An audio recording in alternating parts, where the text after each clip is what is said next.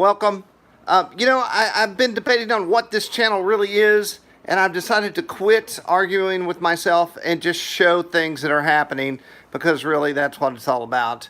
So, like right now, what's happening right now? Well, not currently at this moment. Well, currently at this moment, what you're looking at is what's happening. But in this area, over the span of evenings, there's a Les Paul being rewired.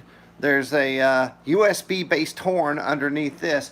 But today, this is something for RC groups that I've been trying to get together and just kept putting off. And then finally, I was like, I'm going to do it. So this belonged to Lane from Lane's Planes. And I talked him into selling me the real, this is the Nifty Norman for real.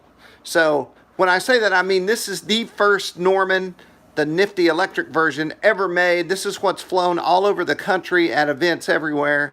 So to me, this is the Nifty Norman.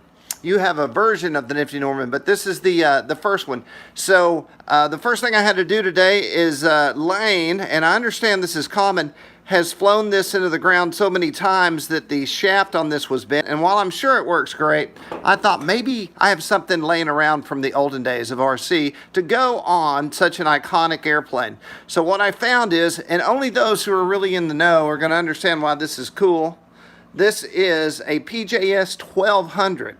Super rare and crazy powerful, and it turns out exactly the right size for the Nifty Norman. I don't have it in here, I guess I put it back up, but I had like a BL50, which is like double this size.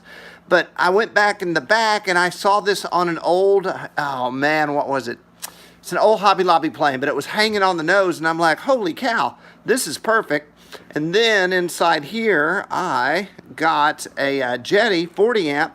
And I don't know if you know this, but I've always believed that Jetties were always underrated and could actually run more power than they state. So this 40 amp and this PJS 1200 should fly the pants off this, maybe more power than it needs. But I have a solution for that, and we'll look at that in another video. But anyway, I got that going, and then I went back. I'm a DX9 pilot, and let's go look inside here. So I knew there were lights, but I forgot, which obviously are the most awesome thing happening right now. So down in here, I went back to my pile of old receivers. Where the heck did the receiver go?